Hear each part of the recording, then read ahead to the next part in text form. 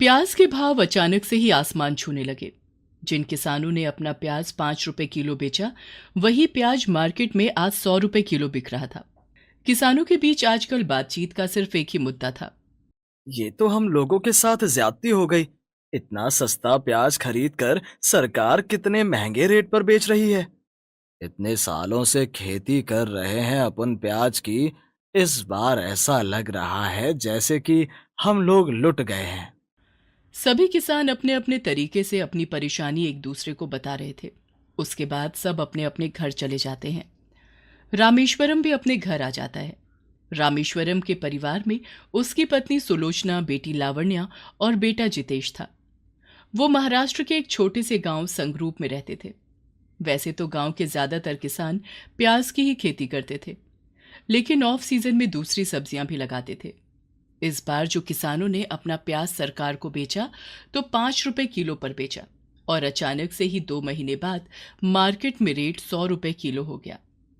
सुलोचना, इस बारी जो हो गया सो हो गया।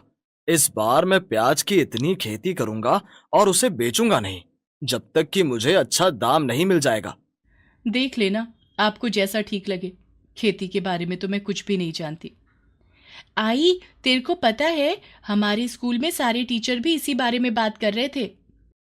मेरे को पता होता कि इतना दाम बढ़ने का है तो मैं अपना प्याज मार्केट में ना ही बेचता।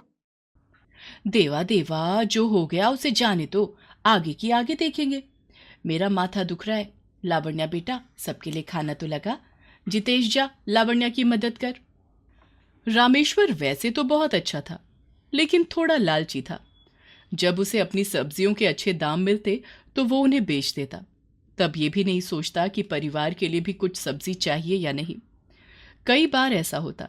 सुलोचना चटनी के साथ रोटी खिलाती, लेकिन रामेश्वर घर सब्जी लेकर नहीं आता।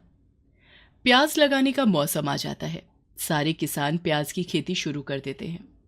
रामेश्वर भी प्याज की पौध बनाकर अपने खेतों में लगा देता है। सर्दियां शुरू हो जाती हैं। रामेश्वरम को एक अलग सा लालच आ जाता है।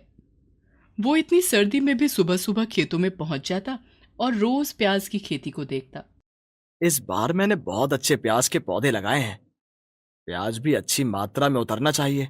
अगर ऐसा हुआ तो इस बार मैं सारा प्याज स्टोर कर लूंगा और जब मार्केट में इस बार की तरह रेट बढ़ जाएंगे तो मैं खुद उन्हें बेचूंगा। तभी एक किसान वहां आता है। अरे रामेश्वरम, मैं देख रहा हूँ आजकल तू रोजाना सुबह सुबह खेतों में आ जाता है। भाई इतनी ठंड में रोज देखने से तेरी फसल 2 दिन में तैयार नहीं हो जाएगी। टाइम तो उतना ही लेगी जितने में ये तैयार होती है।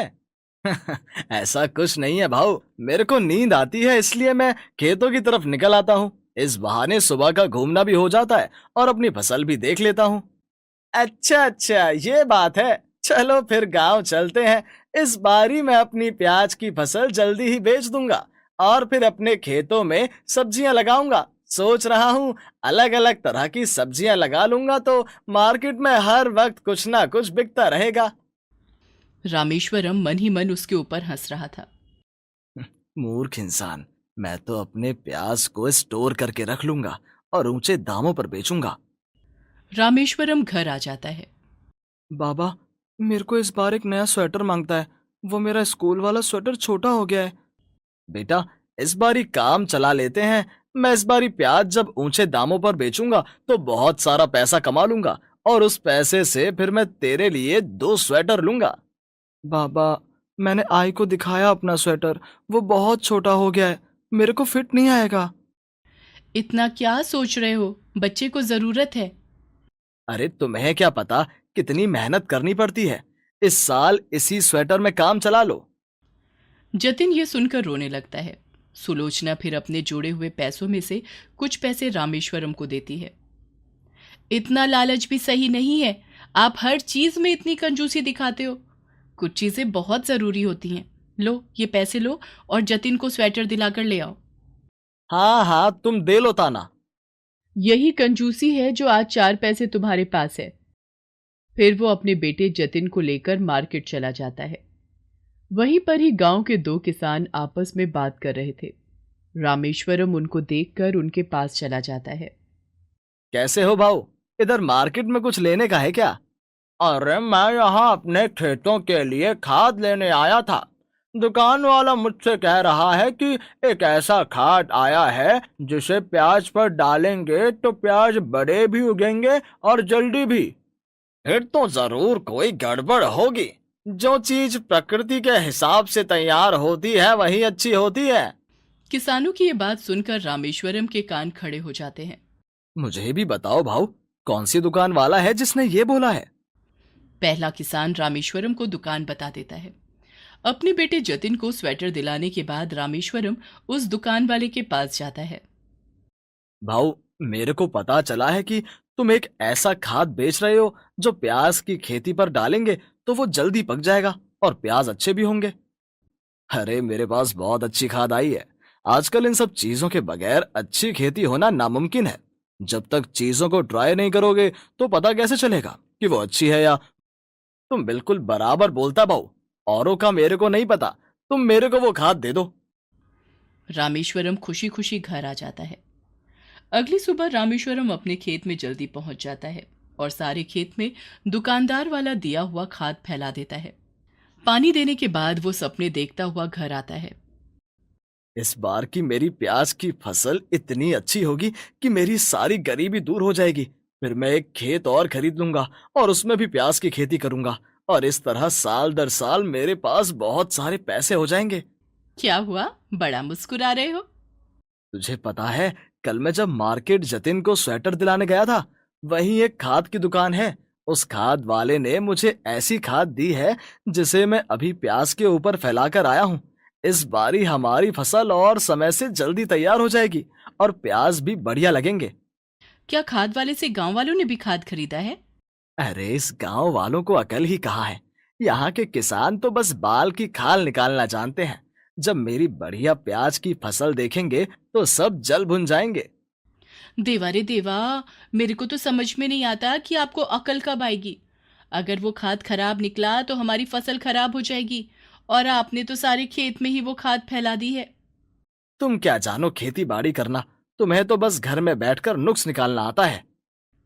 देवा देवा, इन्होंने जो किया सो किया, पर हमारा खेत खराब मत होने देना। 2 दिन बाद रामेश्वरम अपने खेत में फिर जाता है और वो देखता है कि उसकी प्याज की खेती बहुत अच्छी हुई है। सारे पत्ते हरे हरे और बड़े बड़े हो गए हैं। अरे रामेश्वर भाऊ, खेतों में ऐसा क्या डाला है? तेरी फसल तो 2 दिन में ही बड़ी बड़ी दिखाई दे रही है। अच्छा, मुझे तो ऐसा नहीं लग रहा। लगता है इस बारी तुम्हारी फसल बहुत अच्छी होगी। मेरी मानो, जैसे ही फसल तैयार हो फटाफट निकाल देना। आजकल तो हम लोग 2 बारी भी प्याज की फसल उगा सकते हैं। देखूंगा देखूंगा, अभी तो फसल तैयार होने में टाइम है। देखते ही देखते फसल तैयार हो जाती है। रामेश्वरम की फसल और किसानों से ज्यादा अच्छी और जल्दी तैयार हो गई। सब किसान उसकी फसल देखकर अचंभा कर रहे थे और रामेश्वरम तो फूला ही नहीं समा रहा था। वो अपने खेतों से सारा प्याज निकालकर बोरियों में भरकर अपने घर के कमरे में रख देता है। लालच मत करो, अपना प्याज अभी निकाल दो, अभी दाम भी अच्छे मिल रहे हैं। हम अपने घर में इतने दिनों तक प्याज को स्टोर करके नहीं रख सकते। तुम्हें तो पता है ना कि प्याज खराब हो जाता है। मुझे खेती बाड़ी मत सिखा, मैं जानता हूं मैं क्या कर रहा हूं। पहले सब किसानों को प्याज बेचने दे। जब प्याज महंगा हो जाएगा तब मैं अपना प्याज निकालूंगा। धीरे धीरे सब किसानों की फसल भी तैयार हो जाती है। सब किसान अपनी फसल प्याज मार्केट पर चल रहे रेट के हिसाब से निकाल देते हैं। रामेश्वर लालच में बैठा रहता है। पिछली बार कम पैदावार होने की वजह से प्याज महंगा हो गया था। इस बार किसानों ने प्याज की ज्यादातर खेती करके उस कमी को पूरा कर दिया, जिससे इस बार थोक में तो रेट अच्छा चला गया, लेकिन मार्केट में प्याज का दाम गिर गया। रामेश्वर रोज मार्केट आता और प्याज का रेट पता करता, पर प्याज था कि 10-15 से ज्यादा महंगा नहीं हुआ। अभी भी कुछ नहीं बिगड़ा है, आप ये सारा प्याज मार्केट में बेच दो। नहीं नहीं, पिछली बारी इसी समय पर प्याज के दाम दुगने हो गए थे।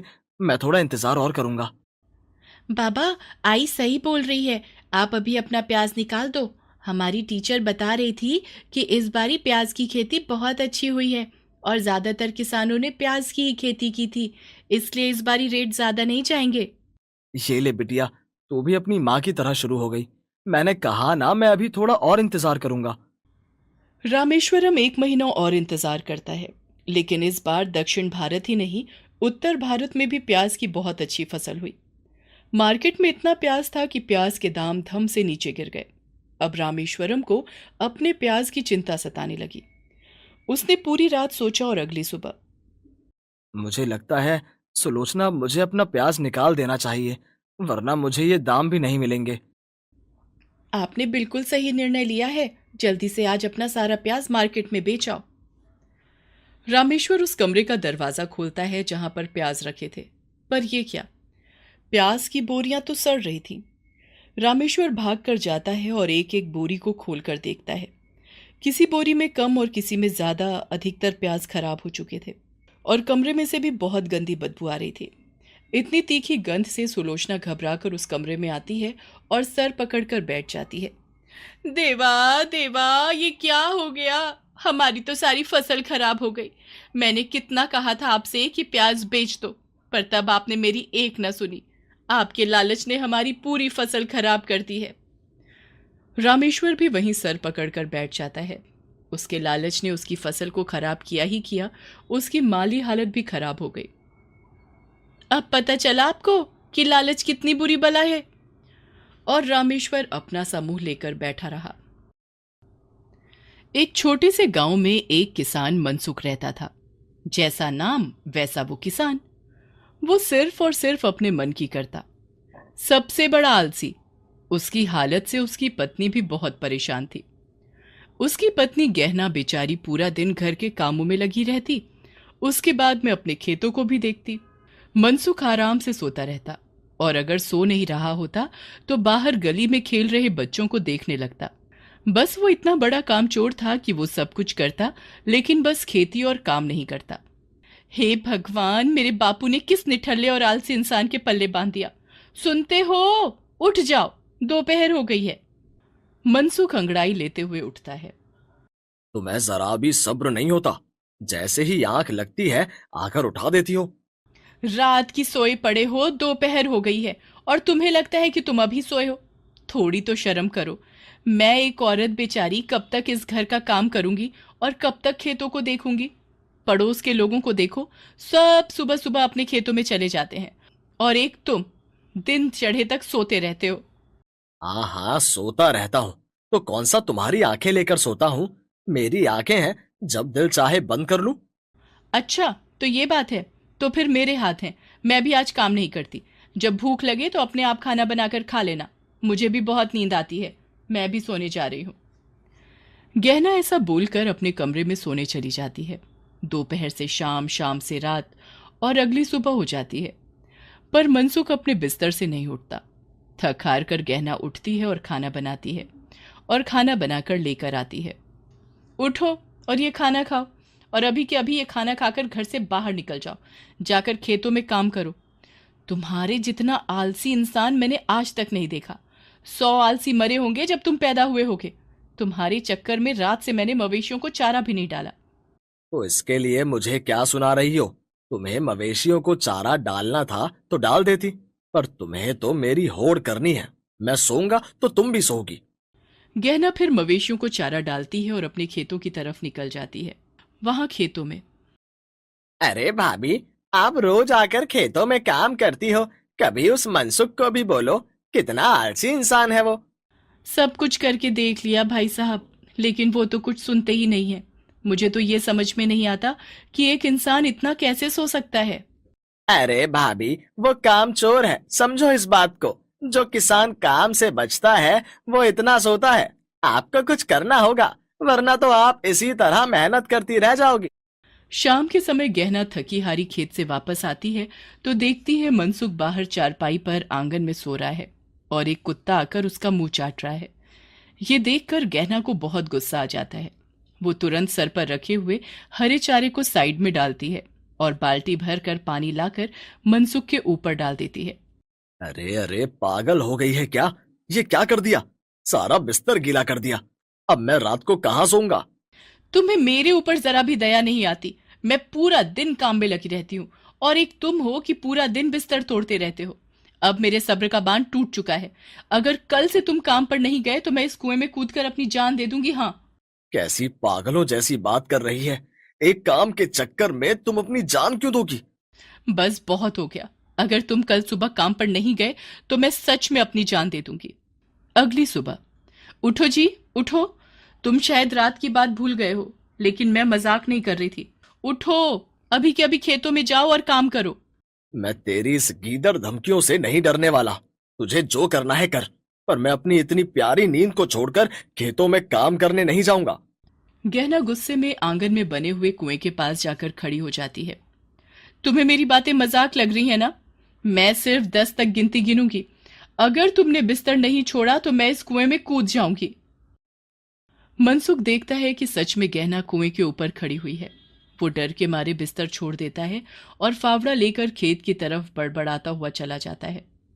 उसके जाने के बाद गहना काम में लग जाती है। तभी एक बूढ़ी औरत आकर खाने के लिए मांगती है। बेटी, इस माँ को भी 2 रोटी दे दे, बहुत भूख लगी है। अभी रुको काकी, लेकर आती हूँ। फिर गहना एक थाली में थोड़ी सी सब्जी और रोटी पानी लाकर उस बुढ़िया को दे देती है। खाना खाने के बाद बुढ़िया गहना को आशीर्वाद देती है। क्या हुआ बिटिया, तू इतनी उदास क्यों लग रही है? क्या तेरे घर में कोई परेशानी चल रही है? मत पूछो काकी, मेरी शादी कैसे निठल्ले और आलसी इंसान के साथ करा दी गई है, जो पूरा दिन सोता ही रहता है। और मैं बेचारी घर के साथ साथ खेतों को भी देखती हूँ। वो कोई काम नहीं करता, यहाँ तक कि उसे ये भी नहीं पता होता कि वो सो रहा है और कुत्ता उसका मुंह चाट कर चला गया। ऐसे इंसान के साथ मैं सारी जिंदगी कैसे रहूंगी? बस बिटिया, तू इतनी सी बात से परेशान हो गई। चल ठीक है, तूने मुझे भोजन कराया है तो मैं तुझे एक सलाह देती हूँ। फिर बूढ़ी काकी गहना के कान में कुछ कहती है, जिसे सुनने के बाद गहना बूढ़ी काकी से बोलती है। अगर ऐसा हो गया तो क्या वो सुधर जाएंगे? तू देख लेना, वो जरूर सुधर जाएगा। काकी गहना को आशीर्वाद देकर चली जाती है और उधर खेत में मनसुख आराम से अपने गमछे को जमीन पर बिछाता है और सो जाता है। तभी उसे सपने में गहना दिखाई देती है, जो बहुत गुस्से में होती है और उसे बोल रही होती है कि काम कर लो। मनसुख आंखें खोलकर इधर उधर देखता है और वापस आंख बंद करके लेट जाता है। वो क्या सोचती थी कि मुझे खेतों में बेच देगी तो क्या मैं काम कर लूंगा? अरे नींद तो किसी भी जगह पर आ जाती है। इस दुनिया में अगर कोई सबसे अच्छी चीज है तो वो बस नींद है। मैं तो कभी कभी सोचता हूँ कि अगर भगवान ने नींद ना बनाई होती तो मेरा क्या होता। थोड़ी देर बाद गहना मनसुख के लिए रोटियां और छाछ लेकर खेतों में जाती है और वो देखती है कि मनसुख आराम से अपने खेत में गमछा बिछाकर सो रहा है। सुनते हो? उठो, खाना खा लो। अरे गहना, तुम कितनी अच्छी हो। तुम्हें कैसे पता चला कि मुझे भूख लग रही होगी? मुझे तो आपके बारे में सब पता चल जाता है कि कब आपको भूख लगी है, कब प्यास लग रही है। पर मुझे बताओ, 2 साल हमारी शादी को होने को आए हैं। आपको पता है कि कब मुझे भूख लग गई है और कब मुझे प्यास लगती है? अरे अरे गहना, नाराज क्यों होती हो? तुम तो जानती ही हो कि मुझे कितनी नींद आती है। तुम तो सब संभाल ही लेती हो। हाँ, शायद तुम्हें पता चल गया है कि मैं सब कुछ संभाल लेती हूँ। आखिर कब तक? मैं भी इंसान हूँ, मुझे भी तकलीफ होती है। बस मनसुख, अब बहुत हो गया। आज मैं समझ गई कि तुम्हें मेरे शब्दों की और मेरी कोई कदर नहीं है। ये मेरी तरफ से तुम्हारे लिए आखिरी खाना था। आखिरी खाना? कहना क्या चाहती हो गहना? इन 2 सालों में मैंने बड़ी कोशिश करी कि मैं आपका पूरी तरह साथ दूं, और मैंने दिया भी। आप हमेशा सोते रहते हो, हर काम को आगे पर टाल देते हो। मैं अपनी हारी बीमारी को भी नज़रअंदाज करके घर के काम और खेत के काम देखती रहती हूँ। लेकिन अब बस बहुत हुआ। मैं कल सुबह ही अपने घर चली जाऊंगी। अगर तुम्हें मेरी ज़रूरत है तो तुम काम करोगे, तभी मैं वापस आऊंगी, वरना मुझे लेने कभी मत आना। मनसुख सोचता है कि गहना गुस्से में है, इसीलिए ऐसी बातें कर रही है। शाम हो जाती है, वो दोनों घर आ जाते हैं। अगली सुबह गहना अपने कपड़ों की पोटली बांधती है और अपने मायके के लिए निकल जाती है। वो एक खत पर मनसुख के लिए संदेश छोड़ जाती है। सुबह से दोपहर हो जाती है। मनसुख को भूख लगती है तो वो उठकर देखता है कि घर में गहना नहीं है। रसोई बिल्कुल खाली पड़ी हुई है और मवेशी अपने खूंटी पर बंधे हुए रंभा रहे हैं। मनसुख सारे घर में गहना को ढूंढता है पर गहना नहीं मिलती। वो भागकर खेतों की तरफ जाता है तो देखता है खेतों में भी गहना नहीं है। तभी उसे गहना की कल वाली बात याद आती है कि वो अपने मायके चली जाएगी। ये सोचकर मनसुख वहीं मिट्टी पर बैठ जाता है। काफी सोच विचार करने के बाद वो घर वापस आता है और घर आकर गहना का रखा हुआ खत पढ़ता है। सबसे पहले वो मवेशियों को चारा डालता है। वो देखता है कि पेड़ के टूटे हुए पत्ते सारे आंगन में बिखरे हुए हैं। वो झट से झाड़ू उठाकर सारे पत्तों को इकट्ठा करता है। इतना करने पर ही उसे बहुत तेज भूख लग जाती है। वो रसोई में जाता है और जैसे तैसे करके चूल्हे को जलाता है। आटा गूंथ कर अपने लिए रोटियां बनाता है और जब उन्हें खाता है तो वो कच्ची पक्की रोटियां भी उसे आज बड़ी स्वादिष्ट लगती हैं। अगली सुबह मनसुख अपने खेतों में जाता है तो देखता है कि उसके खेत खाली पड़े हैं और जो थोड़ी बहुत फसल उगाई हुई थी वो भी बगैर पानी के सूख गई है। वो वापस घर आता है और अपने दोनों बैलों को हल में जोड़कर अपने खेत की जुताई करता है। फिर खेतों में बीज डालता है। रात होने को आती है और वो थककर चूर हो चुका होता है।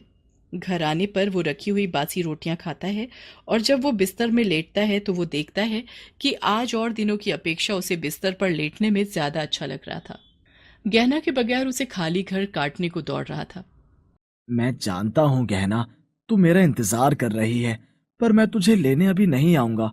आज पूरा दिन इतनी मेहनत करने के बाद मुझे समझ में आया कि मैंने तेरे साथ कितनी ज्यादती की है। अब तो मैं तुझे लेने तभी आऊंगा जब अपनी फसल तैयार हो जाएगी। देखते ही देखते 5 महीने निकल जाते हैं। मनसुख अब रोज अपने घर को, मवेशियों को और अपने खेतों को देखता है। फसल तैयार हो जाती है और वो उसकी कटाई करके आने के बाद बाजार में सारा अनाज बेच देता है और आते वक्त वो गहना के लिए एक सुंदर सी साड़ी खरीदता है, लाल रंग की चूड़ियां खरीदता है और उसे एक सुंदर से थैले में डालकर अगले सुबह अपने ससुराल के लिए निकल पड़ता है। जब मनसुख वहां पहुंचता है, जीते रहो जमाई राजा, जीते रहो, देर से आए पर दुरुस्त आए। गहना भी रोज आपकी राह देखती थी। गहना बहुत अच्छी है। उसने मुझे मेरी गलती का एहसास कराया और आज मैं गहना को लेने आया हूँ। मनसुख जाकर गहना से मिलता है। गहना, मुझे माफ कर दो। तुम आगे से आगे ही सारे काम कर देती थी। मुझे लगने लगा कि तुम तो सब कुछ कर ही सकती हो, तो मुझे क्या करने की जरूरत है। लेकिन जब तुम मुझे छोड़कर चली आई तो मुझे बहुत दुख हुआ, पर मुझे अक्ल भी आ गई। तुम घर चलकर देखो, मैंने सब कुछ संभाल लिया है और ये साड़ी और चूड़ियां मैं अपनी मेहनत की खेत की कमाई से लेकर आया हूँ। मुझे भी माफ कर देना, मैं आपको इस तरह छोड़कर आ गई। फिर मनसुख गहना को लेकर अपने घर वापस आ जाता है। अब दोनों पति पत्नी मिलकर काम करते और खुशी खुशी जीवन बिताने लगे।